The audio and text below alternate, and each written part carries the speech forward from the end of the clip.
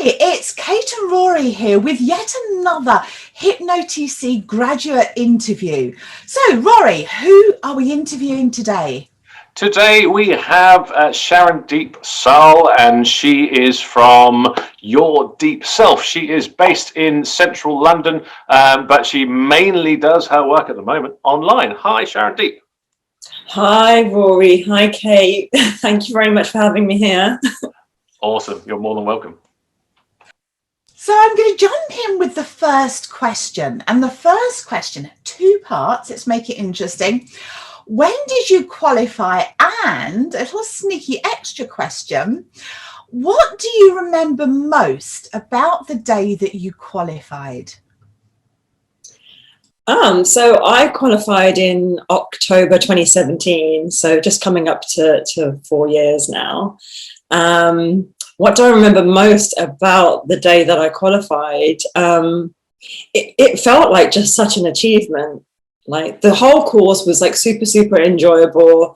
I loved like all the people that I trained with. You guys were absolutely fantastic, like so helpful and supportive throughout the whole course. And it was a bit of an anticlimax because you've spent so much time, with you guys and like the other trainees as well. But it was literally like just such an achievement. I started with very close to zero knowledge of hypnotherapy, had an interest in it, and that was kind of it really. But just kind of being able to observe like your own progress and also like the progress of other people that I trained with was just it was just such a great feeling. It was really uplifting. It was a really uplifting day for sure. Awesome. So what did you do business wise immediately after you qualified? Did you kind of start straight away, or if not, kind of what happened then? I didn't start straight away, no. I was working in my previous career, which is in finance. And so I kind of continued with that for a while. I didn't really launch the business or start doing anything business related.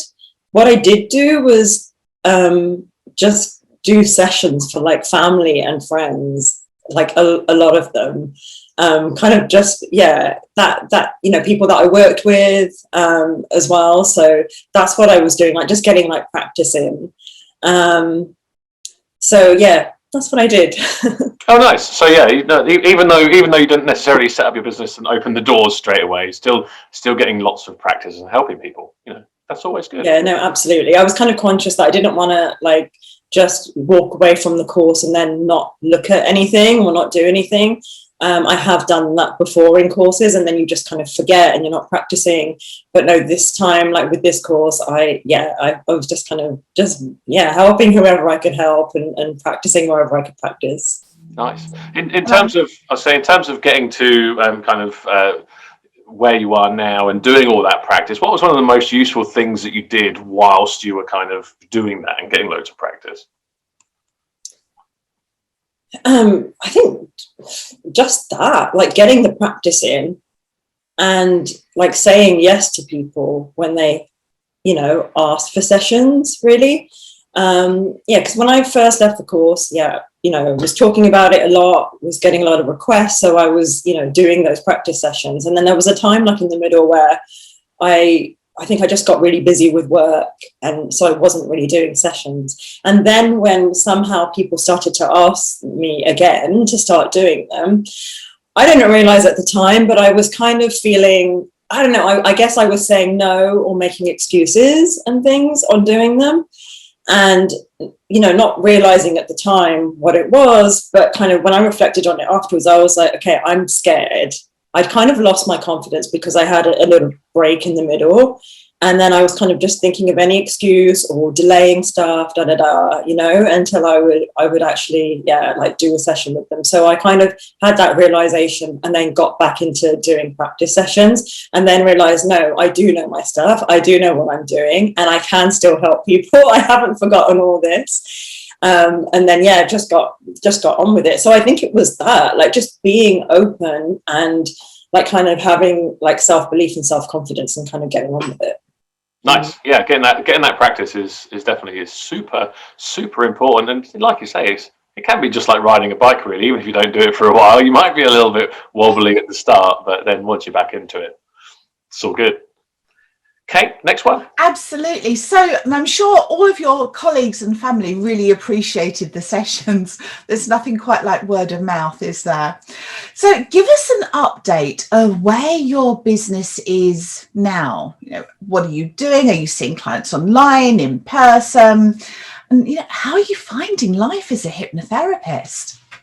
Oh, so I'm loving life as a hypnotherapist. I really, really enjoy it.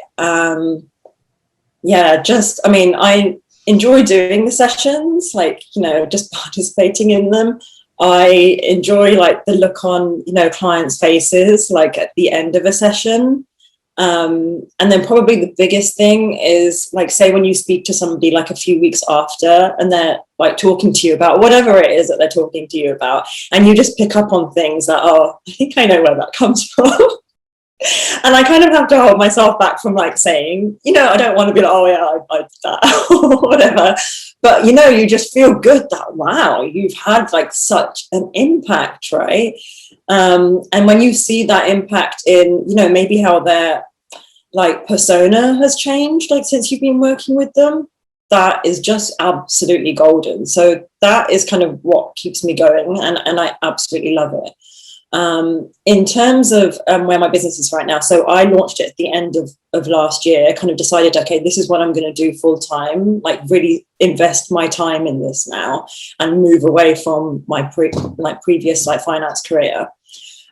So prior to, just to explain, prior to doing hypnotherapy, I had studied for a life coaching qualification as well. So my plan was always to kind of combine the two, which is what I'm doing now in Your Deep Self. I cover hypnotherapy and I cover life coaching. Sometimes it's a combination of both. Quite often it is a combination of both. And sometimes it will be just the hypnotherapy on its own, and then just coaching. But where I've had coaching clients, I've always thrown in, pretty much always, I would say 95% of the time, thrown in some hypnotherapy sessions, where I see that, okay, this could be really useful here. So it's early days yet in terms of, paid clients and all of that. Literally just launched it a few months ago. But I'm just really loving kind of stepping into it fully and kind of openly talking about it all the time, because this is what I do now.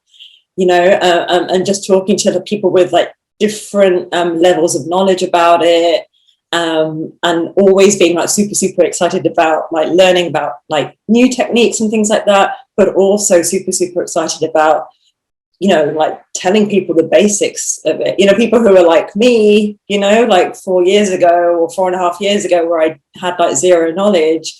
And people, how does it work? And, all those basic questions, will I know what's going on and all of this stuff, which I'm sure you guys have heard so many times, but I just love it. So, so like I said, it's early days. I am based in London. Having said that, my clients have been all over the world, actually. I've been, working on Zoom, doing Zoom sessions, which kind of, I always thought coaching I can do on Zoom, no problem. Hypnotherapy, I was I'm not sure if that's going to work online. And it was only because last year during the pandemic, one of my close friends actually requested me to do a hypno session with her. And she's based in Canada. So I was all right, let's try it on Zoom. Let's give it a go. I did one session with her. And it was amazing, hit the nail on the head. And I was what am I doing? Why am I not serving clients wherever they are? So since then, that's what I've been doing. And obviously with the pandemic still going on, people are still a little bit wary about working in person. So 95% of everything, I'm doing it online. And had good results so far. So if there was one top tip that you could share about launching your business, what did you find was most useful out of everything that you did? Great question. Specifically to hypnotherapy, I am going to say, like, being present with the client and really, really tailoring, you know, how I work with that client. Because like in the course, you know, we were kind of, you know, given like scripts to like practice on and things like that.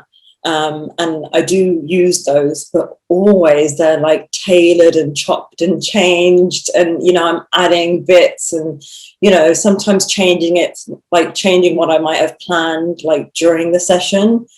And so that like being present like really starts from the first communication, whether it's a text message or an email or whatever, like literally like picking up and really thinking about, you know, and just, yeah, acknowledging any points that kind of like come up, and using those. So yeah, using like their language, you know, their style, because we're all different. And, you know, I mean, in my short time of working with clients, I've had such a range, you know, maybe at some point I will specialize in a specific, you know, type. But for now, they have been like, you know, such a range from like super, super spiritual to, you know, just some people that just, you know, just kind of communicating to them in a completely different way. So that tailoring comes into coaching as well. But like with the hypno, yeah, just totally tailoring stuff and being present with them. I mean, it's really great that you've taken. I mean, we, as you know, we aim to teach flexibility as a hypnotherapist. It's always nice to hear that you've taken that and rolled with it, and you're doing that actively in your practice. And you're 100% right. It makes all the difference for sure. Did you have any challenges to overcome to get to where you are now? Yes, I did. Really in my confidence and self-belief, that's where my challenges were. You know, I told you about that kind of bit in the middle where I kind of had stopped doing practice sessions and started to lose my confidence. And then even like, you know, last year, just before launching, it was that big question of, can I do this? You know, am I really good enough to kind of build this into like a business? So that's been my biggest challenge, is like having belief in myself. And, you know, I was going to say funnily enough, but it probably isn't funnily enough, but like some self-hypnosis and, you know, going deep with like my own like spiritual work has really helped with that. Kind of, you know, doing like the future visualizations, you know, and just getting that self-validation that I can do this, and I have got the ability, and I have got it in my future as well. So yeah, that's been the biggest one. Fantastic. Yeah, really, really good. And it's always a benefit as a hypnotherapist. We do have all these tools that we can apply to ourselves if need be. Absolutely. 100%. So, talking of tools, what did you get from the course personally? How has becoming a hypnotherapist helped your life or changed you in some way?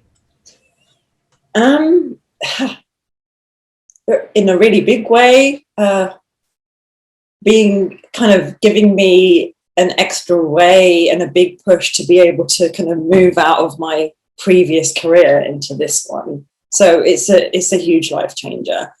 You know, I wanted to kind of be independent in my work.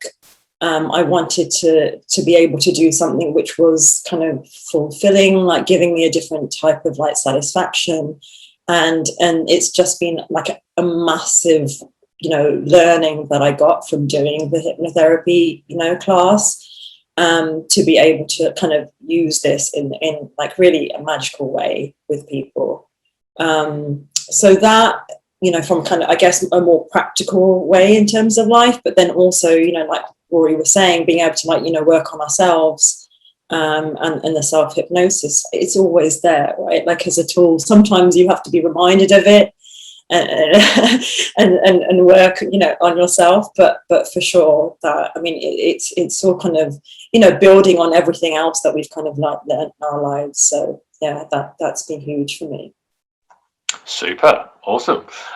So in terms of people who are thinking about potentially taking up a career as a hypnotherapist, what would your top tip be for people who are looking to do that?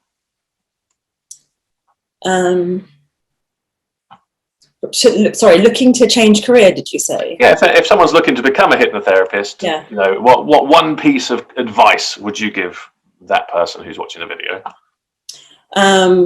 Get some good training, firstly, is super. And I'm not just saying that because I'm being interviewed by you guys, but you have to get some good training.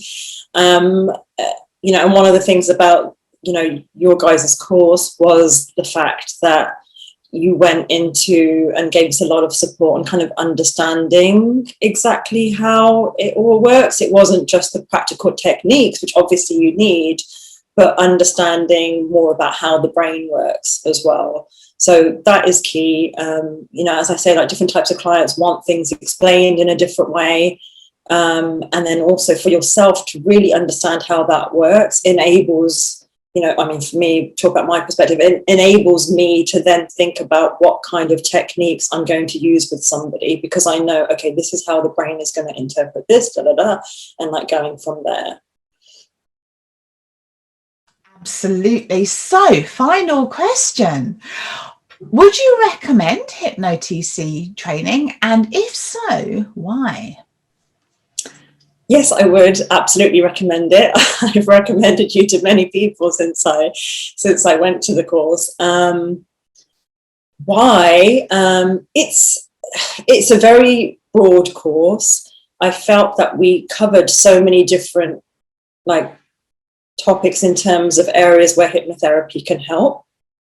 So that's great, and a lot of areas, but also most of them were done really comprehensively as well. So, you know, from just that training, you can actually go ahead and just help somebody with that issue, you know, whatever it is.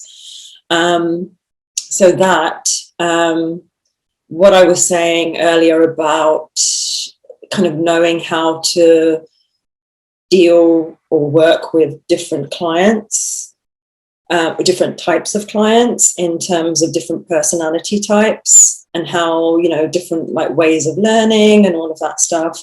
That is really important. So it's not like you're just taught, okay, like one way, because there is no one rule fits everybody, right? So it's not just, okay, this is the way to do it. Like there's different types of language techniques that you can use to work with different clients, and you'll learn that as you start working with different clients. But you're kind of given this like whole like toolkit, you know, as I call it, but it's, I don't know, but it's not taught in a toolkit way. You're just kind of like taught in a kind of layered style, I felt. And within that, you learn the different techniques and different like language types and different like approaches that you can take. And so that, I think, it is golden in the HypnoTC course. Awesome. That's great. Well, thanks very much, Sharandeep. If you have any potential clients watching this video, where can people find you online? So I'm quite active on Instagram and Facebook. And my account tag is Your Deep Self on both of them. I also have a website which is www.yourdeepself.com. And yeah, you can kind of contact me like via either of those three. My email address is info@yourdeepself.com. You can email me there as well. So hopefully nice and easy. But yeah, please get in touch. I'd love to be able to help you or answer any questions that you've got if you'd like to work with me. Awesome, that's great. And we'll pop a link to your website and to your Facebook as well in the description to this video.